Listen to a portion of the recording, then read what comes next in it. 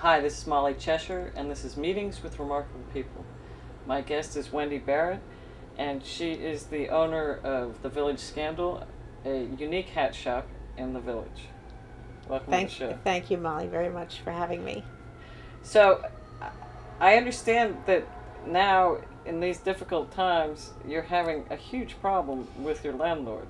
Yes, I am. I've actually had a marshal's eviction against me, which has been stayed since June 10th of 2011. And I have had an eviction case against me since 2004 when A.J. Clark Management took over management of the building. I had been in the building almost 10 years before that and had no problems at all. And why are they trying to evict you?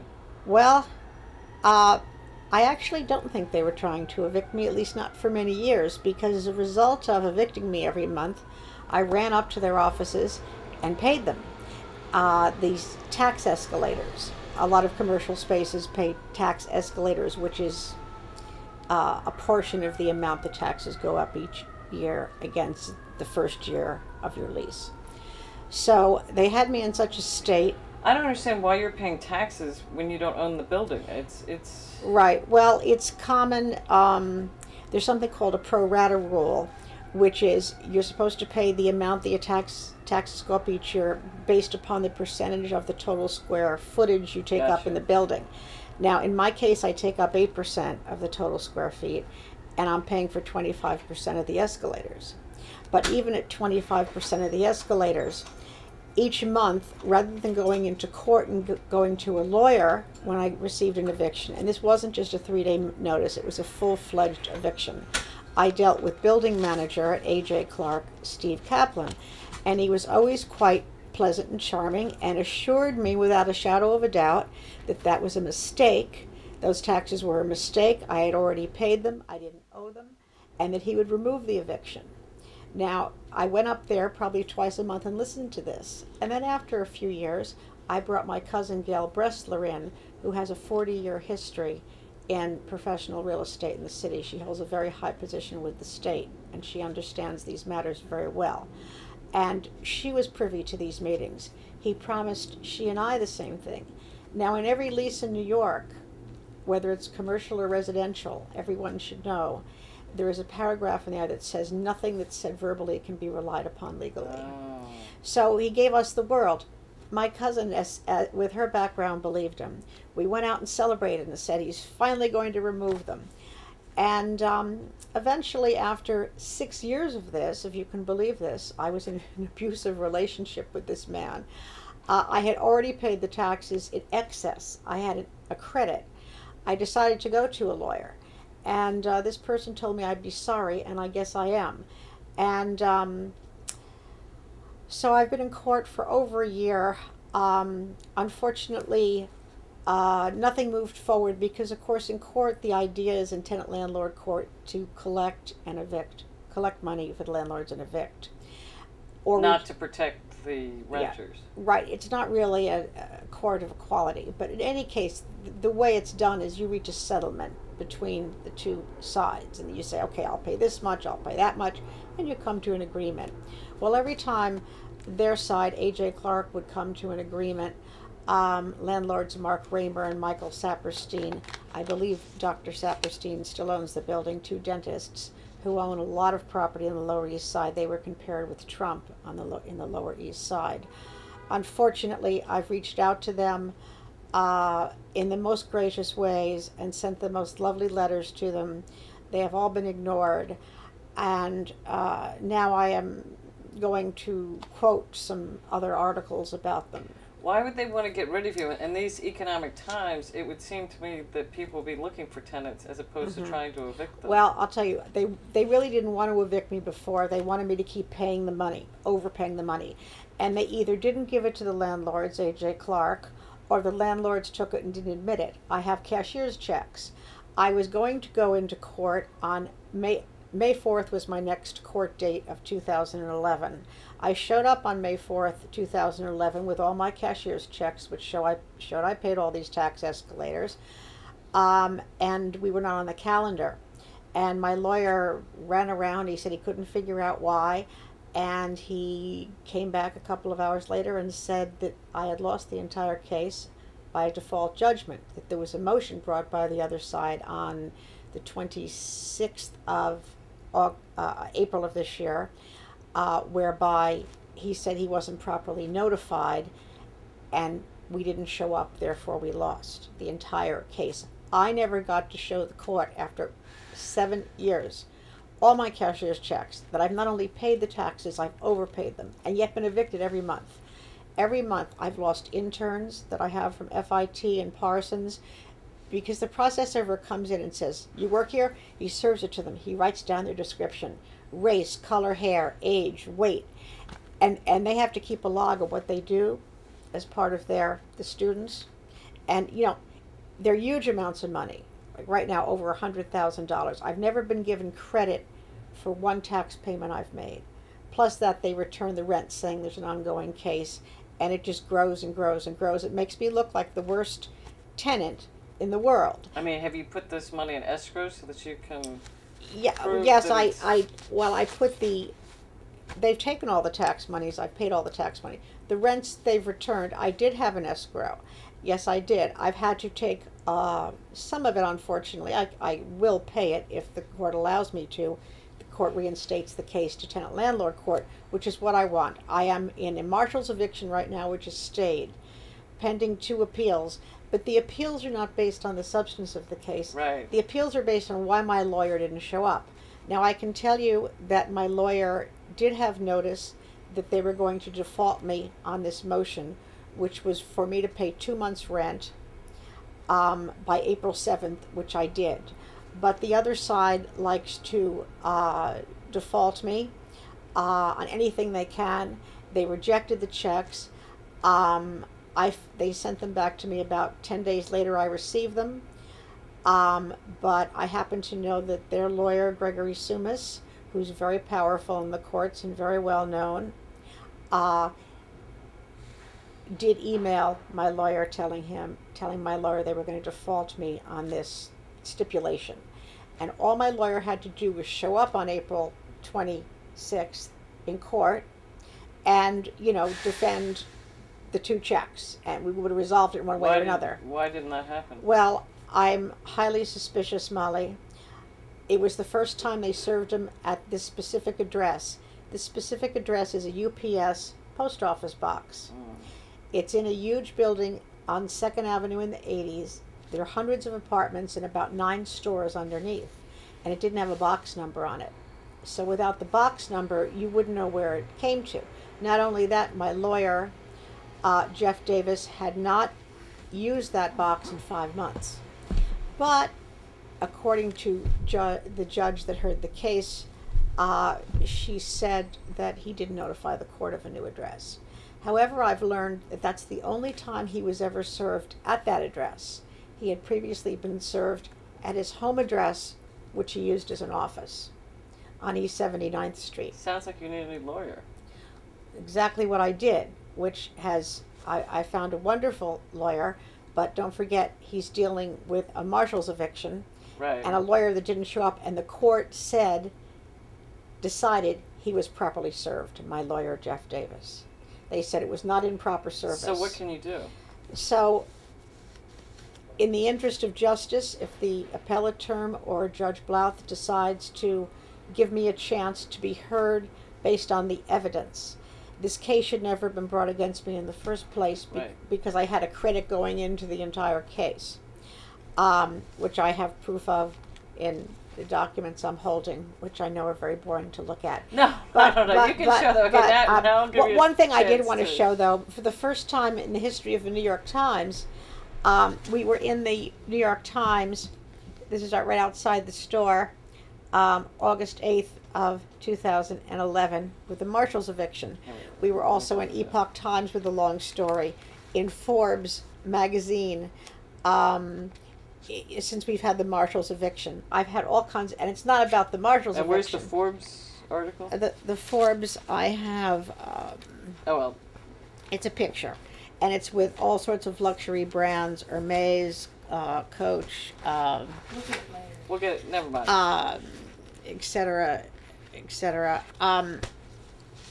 Jimmy Fallon comes Anyway, in the store all the time. He's a regular customer. Everyone's lent their support to me. I have thousands of people that have signed my petition. So what else did you want to show in documentation? Well, I just wanted to show, this is the marshal's eviction.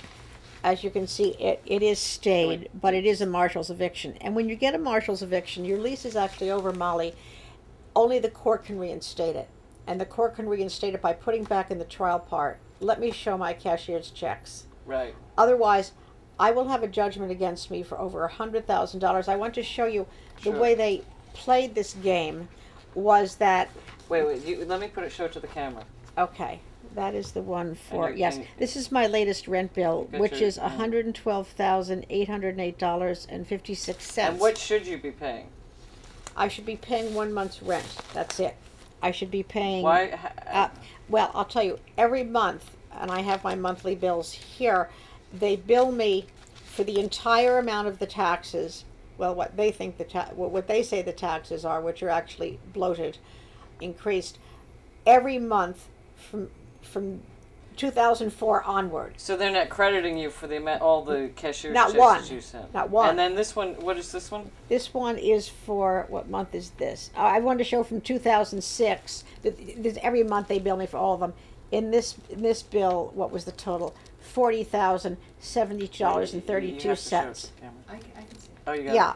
In other words, every month I'm billed for all the taxes and filth. I'm also billed, by the way, an extra $1,000 a month, which is $120,000 a month, which their lawyer, who is the opposing counsel, has made off me.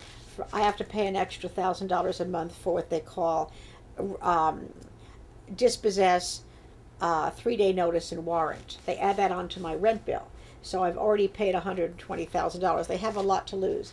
No, they didn't want to evict me, Molly, until recently, till I went to a lawyer, and then the story's exposed. They have a history, unfortunately, I'm very sorry to say, of abusing women. All the complaints about them are women. What they do is they first tell you they'll correct the problem no matter what it is. They'll put some false amount on your rent bill, and you question it. They say they'll correct it, and they're very nice, and they don't correct it. But they verbally say Yeah, this. then they get nasty. Then they threaten to evict. Every complaint I found, and I found over 75 were women, What single happens women. if you just walked away? Well, first of all, they've ruined my credit. Would you take me as a commercial tenant if I've been in eviction status for 7 years? That's the one thing they ask for in commercial leases. Plus that, I rehabbed the space. I spent $100,000. That was a very edgy neighborhood then. Right. Not that I didn't yuppify it. I don't like that either. I like a diversified culture. But I made it very beautiful. I did a lot and do a lot of work on the exterior of the building. I painted. I built those garbage containers. I maintain them with welders and remove the garbage in the winter when the city doesn't with my private garbage. I let in meter readers. I talk to the parents of students. I deal with all the people that come by the building. Do you think there's any way that you can somehow rectify the situation? I appeal again to Mark Raymer and Michael Saperstein, who are dentists. They still hold their licenses. This has ruined my health. My blood pressure is dangerously high. I have put my heart and soul into the building. I love the building. I love the neighborhood. I work in the community. I've started all kinds of programs to save animals that live behind the alleys. I've gotten rid of all of them behind St. Mark's, but not rid of them. I found them homes. And there's not one stray cat, and we're working block by block. I'm politically active. I won a congressional award in 2006. Senator John McCain actually gave me the award. I am a concerned community. I'm a community activist, and I'm concerned about. Okay, what's the best possible scenario that could happen? I would like Dr. Raymer and Dr. Saperstein to withdraw the marshal's eviction, and either withdraw the case or put the case back in tenant landlord court. Let me have a trial and show my cashier's checks. And if I can show wouldn't they just settle out of court? Well, that's the other problem, Molly. That's usually done. In this case, every time their representative, Steve Kaplan, unfortunately of A.J. Clark, said he would settle, he would always change his figures. He would always change his mind, and I'd like to show you what brought in the last case to court. This is the case I'm on now, and I mean I've had continual cases. Some of them have Right. lasted a couple of months, but I've never been out of eviction status since 2004. On March 19th, they sued me for a total of $67,205. On April 1st, I went with my cousin to Steve Kaplan's office, and he wrote here, legal action dismissed, 4/1/10. Okay? Now, so then, Is that in writing? but let me show you this. Oh no, what happened to my letter? Okay, so we have April 1st, they're in Steve Kaplan's own handwriting, legal action dismissed. And my cousin Gail Bressler witnessed that, and I did as well. And he said he'd send me what taxes I really owed. So on April 21st, he sent me a letter, and he said I owed 2 months' rent, which, by the way, they had sent back anyway. And I only owed in real estate taxes $5,894. $5,894. Okay? I know, but once again, you're waiting for them to give you an offer. Why don't you just say what you owe and just present them Well, with a check and see if I don't know anything. They owe me something. Let me just finish this Okay. one scenario, because this is this case I'm on. This is why this case is even illegal to bring against me, let alone the marshal's eviction being suspect. Okay, so that was on April 21st. He says A.J. Clark, Steve Kaplan says I owe $5,894.64. Then May 5th, I always hand-delivered my rent, Molly, or had it sent by messenger, because Steve Kaplan would often tell me he never received the rent when I Right. sent it through the mail. So on May 3rd, I had paid this amount he said I owed on April 21st. I paid this, okay? So I sent 1 month's rent. I brought it up there May 3rd. This is a cashier's check for Bank of America dated May 3rd, 2010. This is the case I'm on now, okay? And I receive a letter on May 5th from Steve Kaplan.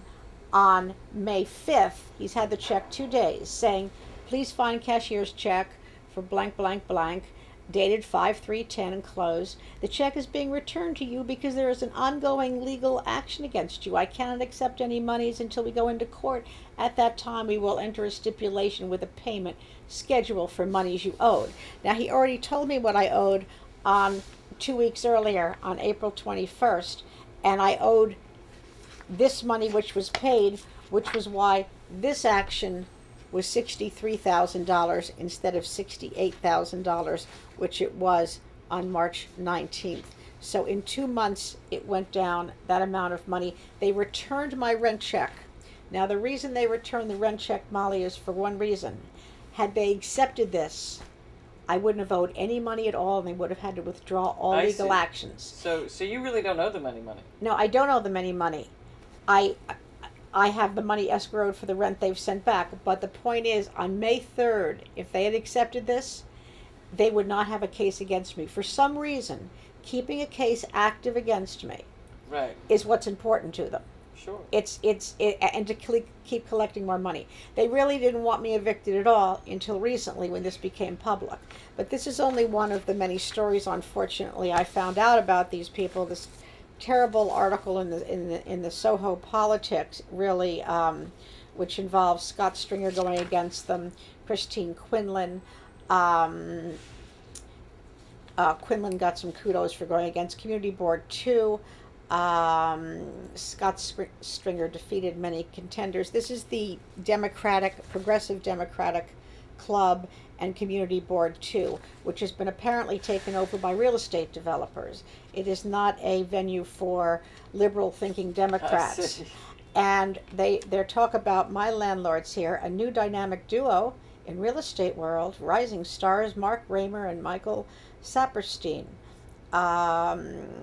who gave up dentistry and are in the stratosphere of such luminaries as Trump, Rudin.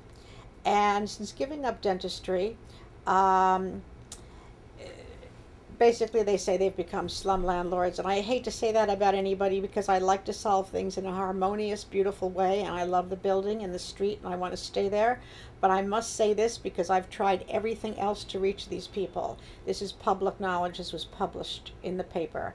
They own numerous properties since giving up dentistry, but while Achilles kept his head high and Trump tries to work the art of the deal, these two characters, Raymer and Saperstein, take on a whole new meaning when thinking Soho slumlords, but with psychiatric overtones, which is what they've done to me. I can't think straight getting served with evictions all the time.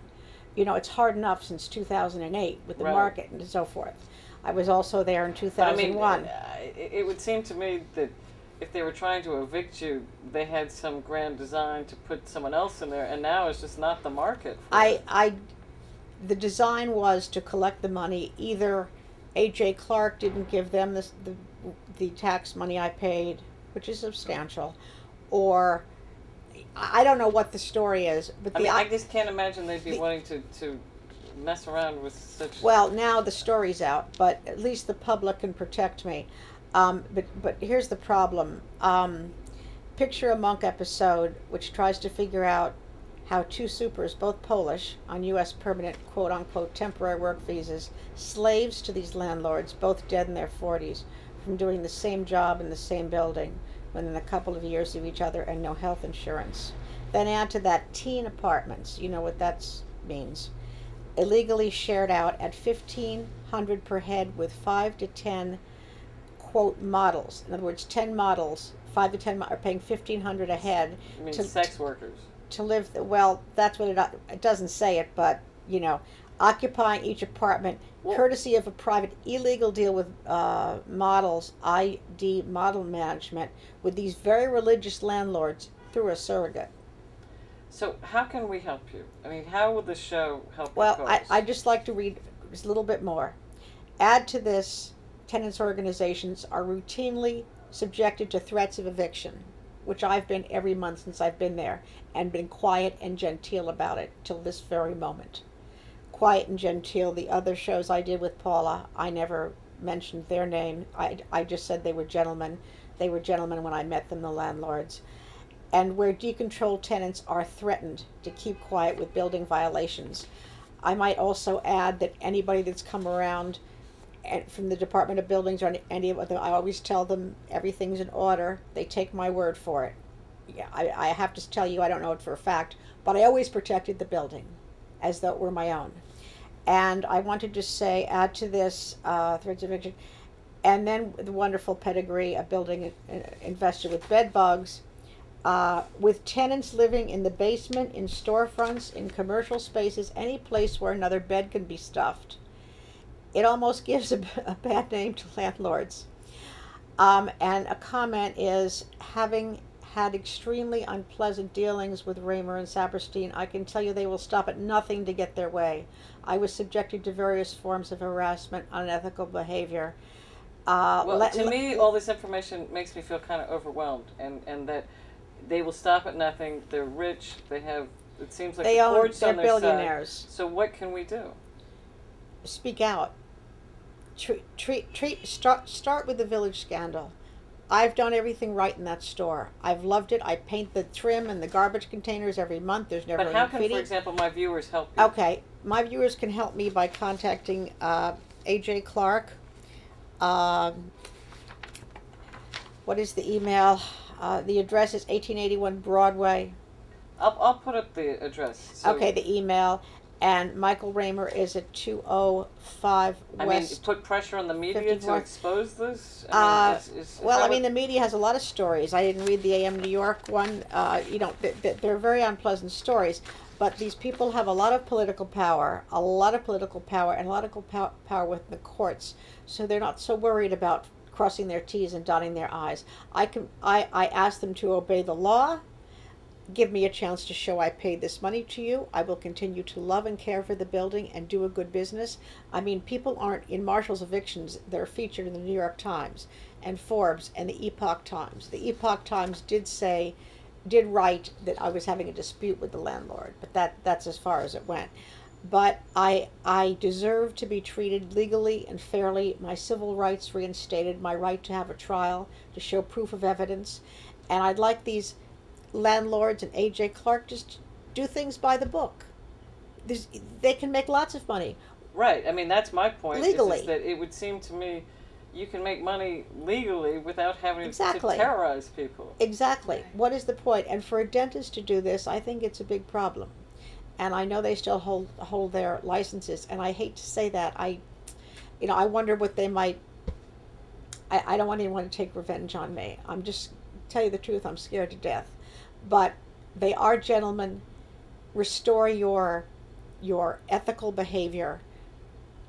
And these are people's homes and businesses. If I lose my business, not only are all my employees out of work, and it's a very unique work making hats. It's not a job you can get very easily. Right. I would be bankrupt for the rest of my life. I would lose my income, my home. I mean, I received a $24,000 loan from my sister and brother-in-law to pay them taxes. They put a second mortgage on my home. They would have no way to recover that money other than suing, the parties involved. It's just an ugly story that can be righted. All landlords, treat your tenants like your own. You treat your own family. The buildings you want your sisters and brothers and daughters and uncles and aunts to live in, you be the same type of landlord and management. Well, I mean, it seems to me just take what's owed you and not be Right. greedy about it. Right. There's no reason to do anything illegal. The system can work beautifully for the landlords. They can get very, very rich with market rents. But harassment should not be a part of it. Illegal eviction should not be a part of it. Constantly evicting somebody, trying to run a little tiny shop in the East Village, it is shameful. Well, I agree. I mean, I think that one of the problems is that it's easier to go after someone like you than it is with someone with a battery of lawyers. Right. And I personally, I have not declared bankruptcy. If I do lose, I will have to. Well, what happens if you just don't pay them? Basically, they've bankrupted me. Well, the money's being held Right. for them. I can't not pay them. I want to stay there. Right, I'm paying my don't rent. want to ruin your credit. I'm paying they basically ruined my commercial credit already. Right. But I'm paying what you pay under Marshall's eviction when it's stayed is use and occupancy 1 month's rent due on the first of each month. Well, good luck. I hope I can restore it to the trial court. And I think nothing personally badly about any of you gentlemen. I always liked you, Steve Kaplan, Michael Saperstein, and Mark Raymer. I thought you were gentlemen. Just be the gentleman that you really are in your true heart. Think about this. Do the right thing. And for everyone else, too. All your tenants. You have thousands of tenants in your buildings. Thousands.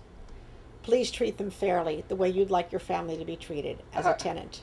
All right. Well, thank you for joining us. Thank you, Molly. This is Molly Cheshire, Meetings with Remarkable People. Wendy Barrett, send her your prayers and see if we can put some pressure on these people. Thanks a lot again. Thank you for having me, Molly, again. Bye-bye.